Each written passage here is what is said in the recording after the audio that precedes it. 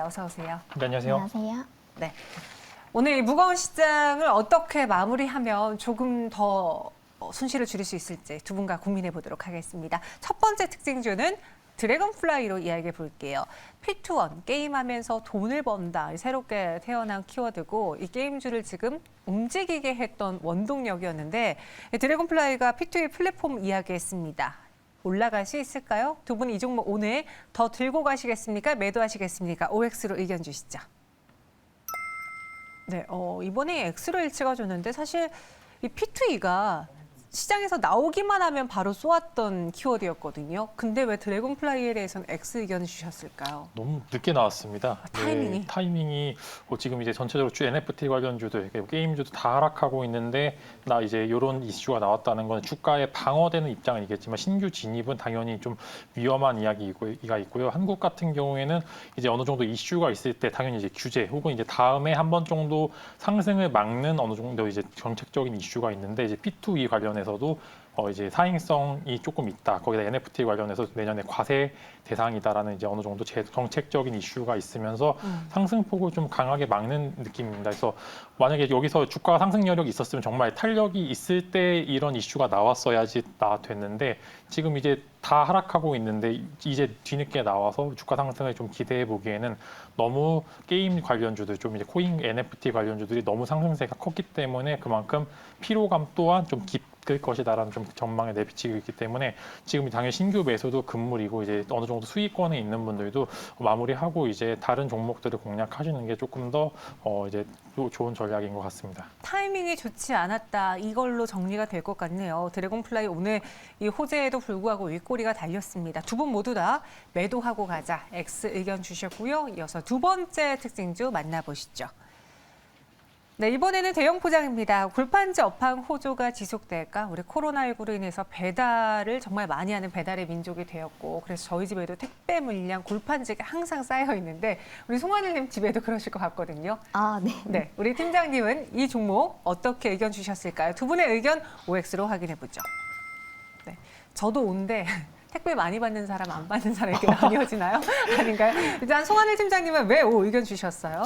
사실 이제 택배 관련주로도 묶이긴 하지만은 이제 업황 자체로 봤을 때는 이 택배 관련주보단 이게 여기서 매출이 나오기보다는 조금 더 구조적인 면에서 성장성이 돋보였는데요.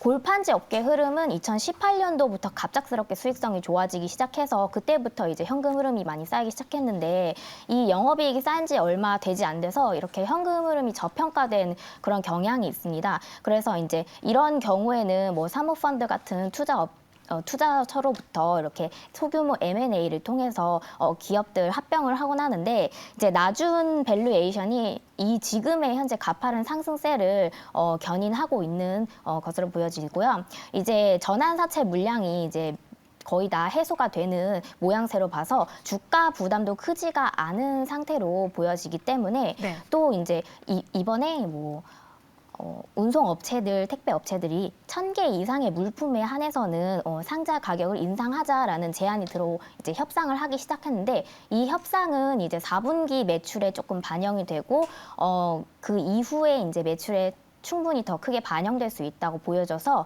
성장성에서도 문제가 크게 없다고 보여지기 때문에 이제 투자해 보셔도 괜찮을 것 같다는 의견 드리겠습니다. 네, 그래서 O 의견이시고요. 반대로 김진만 팀장님은 대형 포장에 대해서 매도 의견 주셨거든요. 오늘 이외에도 뭐 다른 재지주들도 상승세를 보여주는데 똑같이 X인지요? 이유는요? 네, 이제 인플레이션 우려가 계속적으로 나오고 있죠. 이제 어제 나스닥에서도 인플레이션 우려가 지속되면서 나스닥이 하락을 했는데 한국도 마찬가지로 인플레이션 공포는 지속이 되고 있습니다. 근데 이게 지금 이제 맨 처음 나온 이 재료가 아니라 이전부터 계속적으로 나왔던 이슈고요. 이제 또 포장지 관련, 재지 관련주도 마찬가지 수익성 개선에 대해서는 지속적으로 나오고 있었습니다. 근데 마침 이제 인플레이션 우려가 나오면서 다시 한번 기사가 나왔던 거지 이전에 계속적으로 좋다고는 얘기를 했는데 주가가 가느냐라는 말씀을 드렸을 때는 저는 개인적으로는 인플레이션 우려는 언젠가 해소가 될 거고 이런 원자재 관련주들에 투자를 하게 될 경우 굉장히 위험할 수가 있습니다. 이제 주도 섹터에서 이탈이 될 가능성이 굉장히 있기 때문에 또 제지주가 특히 이제 시총이 가벼운 제지주들은 조금 투자하시는데 조심하셔야 되는 것 같고요.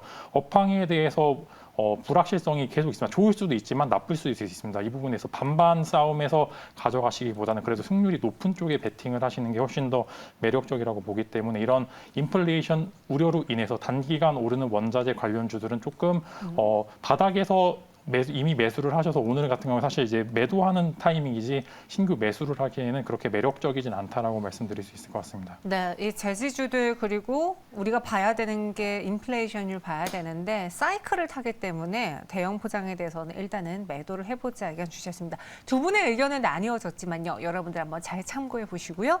세 번째는 철강의 대표적 포스코 확인해 보겠습니다. 미국의 수출 장벽이 낮아질 수 있을까요? 이제 재협상 요구 소식에 오늘 철강주들이 떠오르고 있고요. 이 시장 안에서도 포스코가 1% 상승을 유지하고 있는데 두 분은 이 포스코 철강주 좋게 보시는지 OX로 의견 확인해 보겠습니다. 네, 송하늘님 이번에도 O 의견 주셨어요. 우리 팀장님 포스코를 좋게 보시는 이유는 무엇인가요? 사실 포스코 같은 경우에는 이제 미국에서 최근에 전기차에 대한 이런 투자에 관심이 많고 자율주행 관련한 업종에 이제 바이든 정부가 인프라를 확대하겠다라는 뉴스도 나온 만큼 이렇게 좀 전기차 쪽에 관련하는 수요가 있는 산업군이 좀 더 투자 효과를 누릴 수 있다고 보여집니다. 그래서 포스코 같은 경우는 전기차 업체 리비안에 이제 이번에 1,450억 원의 규모의 부품을 공급하면서 친환경차 모터용 전기 강판 생산을 확대하는 전략을 내비추고 있는데요.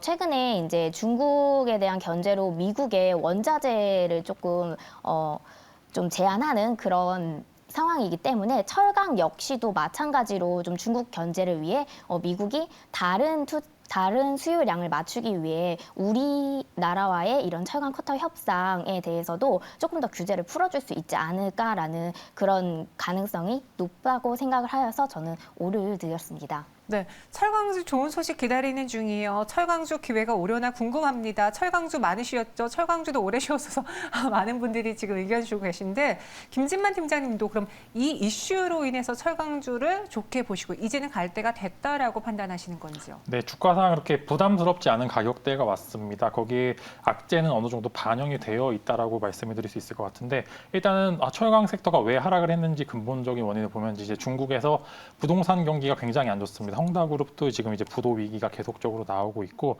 그 관련해서 철강에 대한 수요가 굉장히 적어질 것이라는 우려가 지금 이제 포스코 같은 영업이익이 굉장히 잘 나왔는데 그 부분에 있어서 계속 발표하자마자 계속 하락해서 지금 다시 저점을 갱신했는데 맞아요. 이 부분이 주가에 어느 정도 반영이 되었다라는 그런 이제 긍정적인 이슈와 함께 지금 너무 저평가입니다. 포스코 같은 경우는 지금 조금 안타깝게도 거의 코스피 종목 시가총액 상위 종목에서 역대급 저평가라고 말씀드려도 될 것 같은데 그래서 그렇다고 해서 철강에 대한 수요가 주냐고 그런 의문을 먼저 말씀을 드리면 저는 아닙니다. 조금 더 늘어나면 늘어났지 줄지는 않을 거다라고 했는데 국내에서도 마찬가지로 지금 경기가 굉장히 좋아져서 만약에 내년 대선에 주택 공급을 늘린다 그러면 당연히 철강 수요도 많이 늘 수밖에 없는 상황이고요. 한국뿐만 아니라 전 글로벌적으로 지금 한국 철강에 대한 수요가 많이 늘어나고 있어요. 즉 전기차에 대해서 생산이 많이 되기 때문에 당연히 철강에 대한 전체적인 파이가 증가하는 거기 때문에 포스코가 수출하고 있는 철강도 당연히 어느 정도 수혜를 많이 볼 것으로 예상을 하고요. 지금 현재 주가 상태가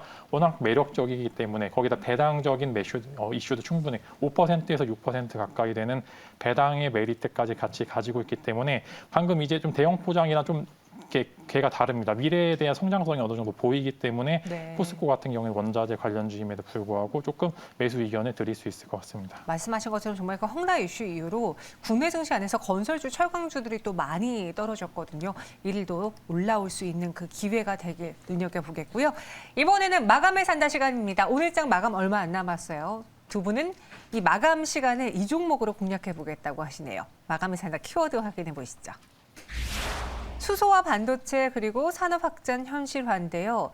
수소와 반도체 이게 어떤 키워드로 묶이는 건지 종목 바로 공개해 보겠습니다. 두 분은 오늘 마감동 쇼가에 뉴파워 플라즈마와 솔본을 사겠답니다. 뉴파워 플라즈마 어떤 회사인지, 왜 오늘 이 시간에 이걸 사야만 하는지 설명해 주시죠. 네, 뉴파워 이제 요즘은 하나의 이슈로만은 가기에는 사실 그렇게 조금 시장이 너무 어렵기 때문에 두 가지 섹터를 같이 보유하고 있는 게 굉장히 좋고요. 거기다 이제 본업과 신사업을 이제 막 진출하는 기업들도 있는 반면 본업과 부업에서 같이 매출을 창출하는 기업도 있습니다. 그래서 그 종목이 바로 이제 뉴파워 플라즈마라고 보시면 좋을 것 같고, 일단은 먼저 본업에 대해서 말씀을 드리면은 반도체형 원격 플라즈마 솔루션에 이런 이제 솔루션을 납입을 하고 있는데, 이 부분에 있어서 추가적으로 실적이 계속적으로 잘 나오고 있습니다. 원래 이제 시가총액 낮은 기업들은 증권사 애널리스트들이 많이 다루진 않는데, 최근에 리포트가 계속적으로 나오고 있는 만큼 어느 정도 시장에서 노출이 슬슬 되고 있는 상황입니다. 거기에 추가적으로 이제 비정형 수소 연료 탱크를 개발 중인 한국 화이바를 작년 10월에 인수를 했습니다. 그렇게 된다면은 이 부분에 있어서 매출도 계속적으로 지금 나오고 있는 상황이기 때문에 자회사의 매출과 더불어 이제 반도체 본업에 대해서 매출도 같이 가지고 있기 때문에, 이제 반도체 지금 오늘 시장은 안 좋지만 삼성전자가 어느 정도 선방을 해주면서 어제 IT 상승분은 그래도 많이 반납하지 않은 모습을 보여주었고요.